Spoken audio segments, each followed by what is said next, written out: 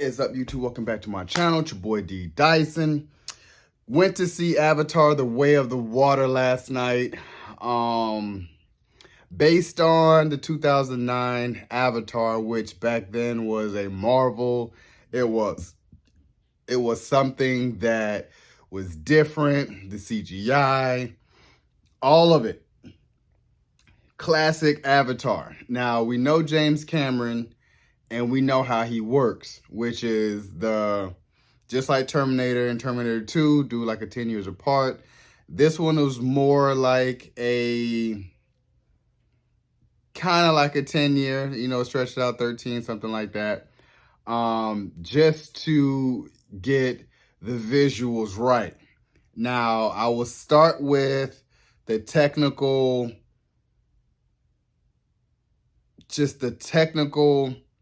CGI and the attention to detail of how beautiful this movie is. This movie, and I seen this in 3D, just regular 3D, no 4DX, no D-Box, none of that. Just a regular 3D movie. And when I say with 3D movies, I particularly don't like 3D movies because I will get a headache watching it that way. This is the first time I've seen a 3D movie that was smooth. 3-hour ride, smooth. The frame rates just made it, the pacing it made it feel so lifelike. Like they made these things as Pandora, as the Na'vi, and forgot the other ones, the one that like Polynesian Samoans. But it just, the close-up out the water, when they come out the water on their face, and beautiful. Beautiful. I feel like James Cameron's going to sweep every CGI visual when it comes to this movie. The technical stuff about this movie, whoever's team that James Cameron put together, moving forward, they need to be, and what's the light magic? They need to be working over there with Star Wars, Marvel, DC. They need to be working everywhere. But to the effect of, that's why it took them so long. Like with these Marvel, DC, they only have about a year to do these CGI. So it's still not going to be crisp, where James Cameron had a decade to really make these things crisp and develop new techniques to make things in cinema move forward. I love that aspect. Now, as far as the runtime, 3 hours and 22 minutes. I was already sleepy. I saw this at 7 o'clock. I've been up with the daughters, the family, doing a whole bunch of stuff during the day. I did doze off a couple of times, just due to the pacing, how slow it is. But it's just visual, not caring about the story. Even the lines in here, and I'll get to that in a second. Like, the visuals in here made it stand out to, it's like I'm sitting down to watch an entertaining movie because it's visually beautiful. Overstimulating, I could say, with the visuals, but nonetheless, for me, I was fine. I just read last night, an Indian man caught a heart attack watching Avatar 2. Probably it was just too much. Triggered him. He went down. But the runtime could have been shaved by 30 minutes. Could have been in 3-hour movie precisely. Could have been 2 hours and 45, 2 hours and 50 minutes. It's just the pacing. In the beginning, it rushes so much, where you just find out that Jake and the Sullys, he has a family, he got these kids, and then he adopts Grace's daughter, which didn't even realize she was even pregnant. A lot of unanswered things in here, and just showing the Colonel. Didn't show how the Colonel survived, any of that. Also, they introduced Spider. He was like a baby growing in the lab, like one of the last ones that was in Pandora. I want to know why they left him. And if he is the Colonel's son, who did he have a kid with? Because he was like, Miles? And I was like, yeah. So lot of backstory in that. Also, is it Kiki or Kitty? You know, Grace's daughter, who's her father? Still a lot of unanswered questions with that. Just a lot of things like pacing wise when it was cutting to certain things, like you didn't feel any emotion with these characters, especially towards the end where we had that death, and then you get Zoe Saldana's like the wife just screaming, although it was powerful screams, but it was kind of like, I hated how they utilized and used her in this movie, where last movie she was a warrior, she was cunning, she was like, man, don't.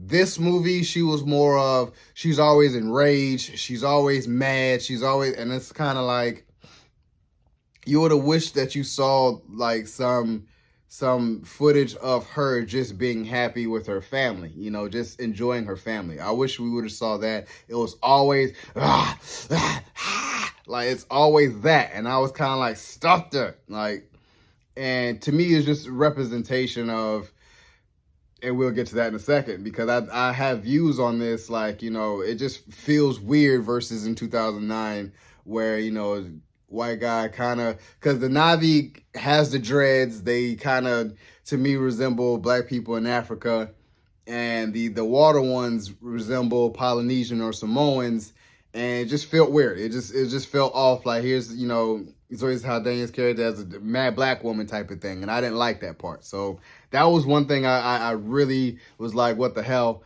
When it comes to them meeting the water people, it was more focused on the kids. And of course, that's kind of how we get into some of these things, was, you know, teenage kids doing teenage kids dumb stuff. And I wish they would have focused more on Jake and how he's adjusting to life. And of course you have these kids, but obviously that's kind of what bringing the kids, you know, into more danger, is bringing everyone into danger is the kids' fault. So trying to figure out, you know, what Grace is, how is Grace connected to everything type of thing. So trying to figure that aspect out, which you didn't get. It was, yeah, I'm not going to sit here and gripe about the movie all day, but it was just certain things that I was like, okay, if James Cameron is making a Avatar 3, Avatar 4, 5, and 6, okay, so some of these things we are going to get answered. So that's why I didn't harp on it so bad.